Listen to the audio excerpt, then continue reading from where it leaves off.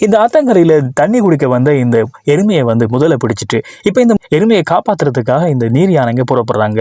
பொதுவாகவே முதலைகளுக்கு சவாலான ஒரு விலங்குன்னு சொன்னால் அது நீர் யானைகள் தான். இந்த நீர் யானைகள் பார்க்கறதுக்கு ரொம்பவுமே ஆபத்தான விருகமாக இருந்தாலும் நிறைய வேட்டையாடுகின்ற விலங்குகளிடமிருந்து இந்த பிராணிகளை மற்ற விலங்குகளை காப்பாற்றிருக்கிறது இந்த நீர் யானைகள். இந்த நீர் யானை இப்போ பார்த்தீங்கன்னு சொன்னால் இந்த முதலிட்டு இருந்த எருமையை காப்பாற்றுறதுக்காக மற்ற எருமையை பார்த்துட்டு நிற்கிறப்போ இந்த நீர் யானை ரெண்டும் வென்று கொடுக்குது.